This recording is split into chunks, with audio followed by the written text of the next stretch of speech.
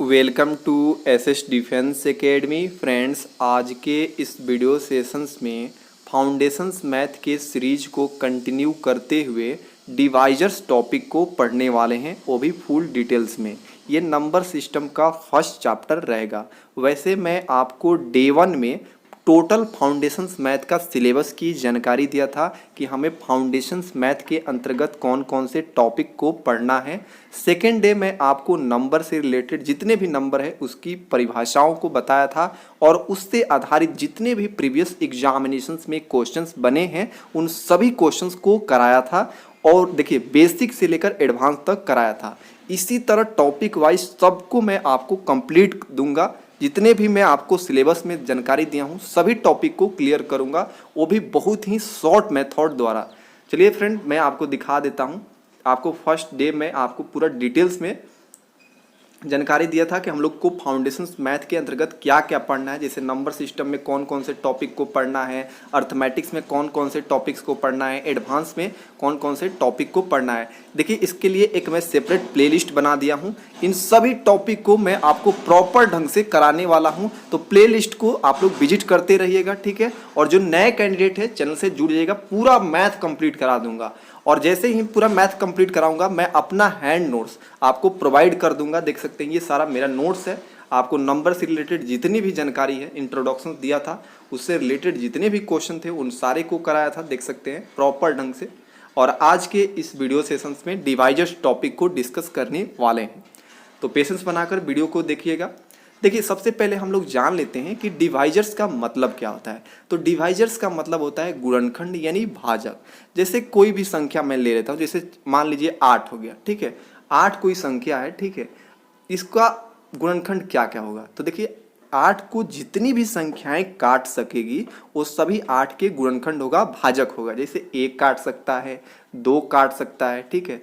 8 को 2 काट सकता है, 4 काट सकता है और खुद 8 काट सकता है। तो 1 2 3 4, तो 4 ऐसी संख्याएं हैं जो 8 को काट सकती है। मतलब 8 के गुणनखंडों की संख्या कितनी है, 4 है। लेकिन आप एग्जामिनेशंस में इतना छोटा क्वेश्चन नहीं पूछा जाता है, बड़े बड़े संख्याएं दिया जाता है और पूछा जाता है कि इसकी भाजकों की संख्या क्या है, यानी गुणनखंडों की संख्या बताएं। तो उस स्थिति में कैसे सॉल्व करना है ये जानकारी मैं आप सभी को दूंगा। तो देखिए सबसे पहले जो भी संख्या दिया रहेगा, अगर उसके बारे में कहेगा कि गुणनखंड की संख्या ज्ञात करें, भाजकों की संख्या ज्ञात करें, तो सबसे पहले क्या कीजिएगा कि उस संख्या का अभाज्य गुणनखंड निकालिएगा। अब आप लोग सोच रहे होंगे कि अभाज्य गुणनखंड किसे कहते हैं। तो देखिए वैसी संख्या जो एक और स्वयं के अलावा और किसी भी संख्या से नहीं कटे वो क्या होता है, अभाज्य संख्या होता है। जैसे 2 1 से कटता है और खुद 2 से कटता है, इसके अलावा कोई भी संख्या 2 को नहीं काट सकता है। तो सबसे छोटी अभाज्य संख्या 2 है। उसके बाद जो है 3 को 1 काट सकता है और खुद 3 स्वयं से कट सकता है, इसके अलावा और किसी से नहीं कट सकता है। 5 जो है वो भी अभाज्य संख्या है, 1 से कटता है, 5 से कटता है और किसी से नहीं कट सकता है। 7 भी है, 1 से कटेगा, 7 से कटेगा और किसी से नहीं कटता है। तो हमें जो भी संख्या दिया रहेगा उसे अभाज्य गुणनखंड में पहले तोड़ना है, ठीक है। तो देखिए जैसे यहाँ पर दिया गया है 150, तो 150 को पहले हमने अभाज्य गुणनखंड में तोड़ा। सबसे पहले छोटी से ही काटना स्टार्ट किया। आप 5 से भी काट सकते हैं, 7 से भी काट सकते हैं, ऐसा नहीं है कि हम सबसे पहले 2 ही से काटेंगे, ठीक है। तो मैंने 2 से काटा, 75 बार में काटा, फिर 3 से 25 में। मतलब आप लोग तो ये सभी अभाज्य गुणनखंड सबको निकालने आता है, ये बेसिक चीज है। तो देखिए 2 3 5 5 ये कटा अभाज्य गुणनखंड में। अब हम क्या करेंगे कि इसको प्रॉपर ढंग से अरेंज करेंगे। देखिए 2 कितने बार आया, तो 2 एक बार आया, तो 2 के पावर 1 कर दिए, ठीक है। 3 कितने बार आया, तो 3 एक बार आया, तो 3 के पावर 1 कर दिया। फिर 5 कितने बार आया, 2, तो 5 के पावर 2 कर दिया, ठीक है। अब हमें ये जो बेस दिया गया है इससे हमें कोई मतलब नहीं है। जो भी पावर है उसमें हम 1 जोड़ेंगे, ठीक है। जैसे 2 के पावर 1 है तो इसमें हमने 1 जोड़ दिया गया है। देखिए ये रेड कलर से आपको दिख रहा होगा, 1 जोड़ दिया गया, सबके पावर में 1 1 जोड़ दिया, ठीक है। अब इसको जोड़ने के बाद जैसे 1 1 2 हो गया, 1 1 2 हो गया, 2 1 3 हो गया। अब ये जोड़ने के बाद इसको आपस में गुणा कर देना है। तो हम देखिए 2 दूना 4, 4 3 12, यानी 150 के सभी भाजकों यानी गुणनखंडों की संख्या कितना हो जाएगा, 12 हो जाएगा। तो हमें क्या करना है, सबसे पहले अभाज्य गुणनखंड निकालना है, उसे प्रॉपर ढंग से सजाना है, बेस से कोई मतलब नहीं रखना है, जो भी पावर है उसमें एक जोड़ेंगे और उसके बाद जोड़ने के बाद आपस में गुणा करेंगे, जो भी गुणनफल आएगा वही आपका गुणनखंडों की संख्या होगा यानी भाजकों की संख्या होगा। आई होप कि आपको ये कंसेप्ट क्लियर हो गया होगा। अब हम बात करते हैं कि शुद्ध भाजक कैसे निकालते हैं। जैसे मान लीजिए ये 150 का शुद्ध भाजक कैसे निकालेंगे, यही सेकंड क्वेश्चन है। तो देखिए सबसे पहले तो हम लोग क्या करेंगे, वही प्रक्रिया अपनाएंगे, अभाज्य गुणनखंड निकालेंगे। तो अभाज्य गुणनखंड निकालने के बाद हमारा गुणनखंडों के यानी भाजकों की संख्या 12 आ गया, आया था इधर ऊपर आया था, देख सकते हैं ऊपर वाला। अब हमें क्या करना है कि जो भी गुणनखंडों की संख्या आया है उसमें से हम लोग 2 घटा लेंगे तो हमारा शुद्ध भाजकों की संख्या निकल के आ जाएगा। अब आप लोग बोलेंगे कि 2 क्यों घटा रहे हैं आप, तो एक छोटा सा एग्जांपल समझिए। जैसे 12 के गुणनखंडों की संख्या कितना होता है, 6 होता है। क्यों, क्योंकि 6 ऐसी संख्या है जो 12 को काटता है। जैसे 1 2 3 4 6 12, इन सभी संख्याओं से 12 कट जाता है। लेकिन शुद्ध भाजक की संख्या बात करते हैं तो 1 और 12 को नहीं लेंगे। क्यों, क्योंकि कोई भी संख्या स्वयं और 1 से कटता ही कटता है, इसलिए उसको हम लोग इंक्लूड नहीं करते हैं। यानी 2 ऐसी संख्या हैं जिसको इंक्लूड नहीं किया जा सकता है यदि शुद्ध भाजकों की संख्या पूछे या शुद्ध गुणनखंडों की संख्या पूछे। तो शुद्ध भाजकों की संख्या कितना हो जाएगा, तो जो भी गुणनखंडों की संख्या आएगा उसमें से आप 2 माइनस कर लीजिएगा, शुद्ध भाजकों की संख्या निकल के आ जाएगा। ठीक है। अब यहाँ पर थर्ड क्वेश्चन देखिए, 360 के भाजकों की कुल कितनी संख्या है। सेम वही प्रक्रिया अपनाइए। सबसे पहले हम अभाज्य गुणनखंड में तोड़ेंगे 360 को। देखिए यहाँ पर तोड़ा गया है, 2 कितने बार आया है, 3 बार आया है, तो 2 के पावर 3 कर देंगे। 3 कितने आया है, तो 3 2 आया है, 3 के पावर 2 कर देंगे। 5 कितने बार आया है, 1 आया है, तो 5 के पावर 1 आ गया। अब क्या करना है, बेस से कोई मतलब नहीं है। ठीक है, अब क्या करेंगे, पावर में 1 जोड़ेंगे, सब में 1 1 जोड़ दिया गया है। तो देख सकते हैं जोड़ने के बाद 3 1 4 हो गया, 2 1 3 हो गया, 1 1 2 हो गया। अब इसको आपस में गुणा कर लीजिए, जो भी गुणनखंड आएगा, यानी 24 आ रहा है गुणनखंड, 24 यही 360 की भाजकों की कुल संख्या कितना हो जाएगा, 24 हो जाएगा।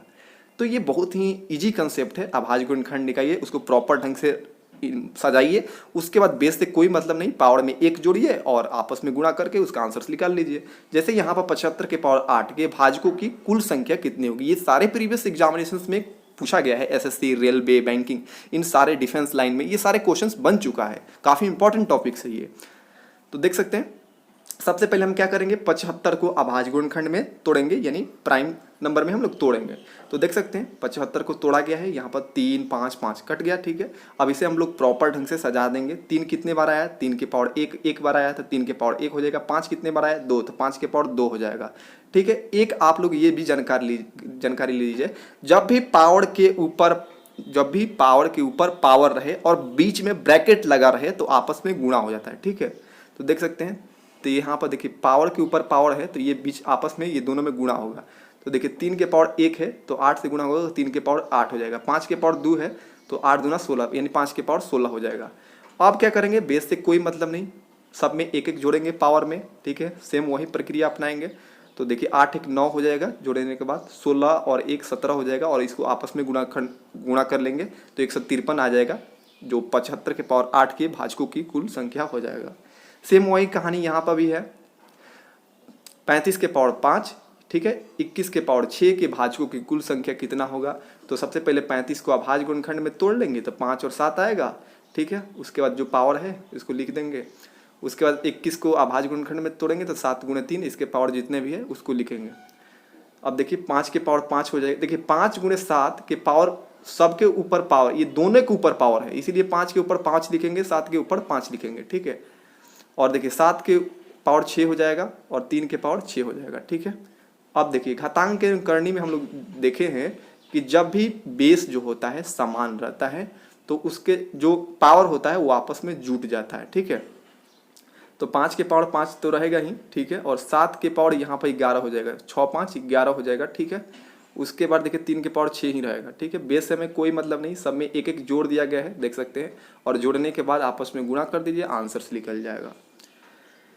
अब देखिए यहाँ पे कह रहा है, अब देखिए, अब तो पहले था कि भाजकों की संख्या यानी गुणनखंडों की संख्या सिंपली निकालना था। अब यहाँ पर क्वेश्चन बन रहेगा कि सम भाजकों की संख्या निकाले, विषम भाजकों की संख्या निकाले। तो थोड़ा सा आपको समझना है, बाकी वही प्रक्रिया अपनाएंगे। 360 के समभाजकों की संख्या पूछा गया। तो सबसे पहले हम इसको प्राइम नंबर में तोड़ेंगे। देख सकते हैं टूटा है, 2 कितने बार आया है 3 बार, तो 2 के पावर 3 करेंगे। 3 कितने बार आया, 3 के पावर 2 कर देंगे। 5 कितने हैं, 5 के पावर 1 कर देंगे। ठीक है, अब क्या कहें, बेस से हमें कोई मतलब नहीं रखना है। ठीक है, और देखिए 2 वाला पावर में कुछ नहीं जोड़ेंगे। ये देखिए 2 वाला पावर में अगर जब भी समभाजकों की संख्या निकालने के कहे जाएगा तो 2 वाले पावर में हमें कुछ नहीं जोड़ना है, बाकी सब में 1 जोड़ना है। ठीक है, तो यहाँ पर देखिए हमने 2 के पावर वाले में यहाँ पर कुछ भी नहीं जोड़ा है, तो 3 जो पावर है इसको सेम उतार दिया है, बाकी सब में 1 1 जोड़ दिया है। तो 2 1 3 हो गया, 1 1 2 हो गया, इसको आपस में गुणा कर दिया, यानी 18 आंसर हो जाएगा 360 के। ठीक है, अब यहाँ पर देखिए 360 के विषम भाजकों की कुल संख्या कितना होगा। तो देखिए इसको सेम वही प्राइम नंबर में तोड़िए। यहाँ पे 360 को यहाँ पर तोड़ा गया देख सकते हैं। तो तोड़ने के बाद देखिए इसको अरेंज करेंगे, तो 2 कितने बार आया 3 बार, तो 2 के पावर 3 लिखेंगे। 3 कितने बार आया 2 बार आया, तो 3 के पावर 2 लिखेंगे। 5 कितने बार आया 5 के पावर 1 लिखेंगे। अब देखिए हम लोग सम वाले में तो क्या करते थे कि जो 2 के पावर में रहता था उसके पावर को सिर्फ लिखते थे। ठीक है, उसमें 1 नहीं जोड़ते थे। लेकिन अब यहाँ पर विषम जब कहेगा तो 2 के पावर वाले को लेना ही नहीं है। ठीक है, बाकी जितने भी है उसके पावर में 1 1 जोड़ के आपस में गुणा कर लेंगे। तो 2 1 3 1 1 2, 3 गुणे 2 यानी 6 हो जाएगा। तो आई होप कि ये सारे कंसेप्ट क्लियर होंगे। एक दो बार आप ये वीडियो को रिपीट कर लीजिएगा, इजीली आप समझ जाइएगा। ठीक है, क्वेश्चन 8 देखिए, कह रहा है कि 860 के सम और विषम भाजकों की कुल संख्या निकाले। सेम वही प्रोसेस है। सबसे पहले हम लोग यहाँ प्राइम नंबर निकालेंगे, तो प्राइम नंबर में तोड़ देंगे, इसको अरेंज करेंगे। 2 कितने बार आया है 2 बार आया है। ठीक है, 5 कितने बार आया है तो 1 बार आया है। 43 कितने बार आया है तो 1 बार आया है। तो देखिए सबसे पहले सम निकालते हैं। तो सम में हम लोग क्या करते हैं जी, 2 के पावर वाले को जैसे लिख लेते हैं, इसमें 1 नहीं जोड़ा जाता है। ठीक है, बाकी सब में 1 1 जोड़ के लिखते हैं। तो 1 1 2 2, तो 2 दूनी 4 4 दूनी 8 आंसर हो गया। विषम में क्या करते हैं, 2 के पावर वाला के लेना ही नहीं है बिल्कुल। ठीक है, बाकी जितने हैं पावर उसके पावर को जोड़ देंगे आपस में और उसके बाद गुणा करेंगे, तो 2 दूना 4 आंसर हो जाए। तो ये इस तरह हो गया, सम और विषम निकल गया। तो 8 और 4 यही सम और विषम के भाजकों की कुल संख्या निकल के आ जाएगा।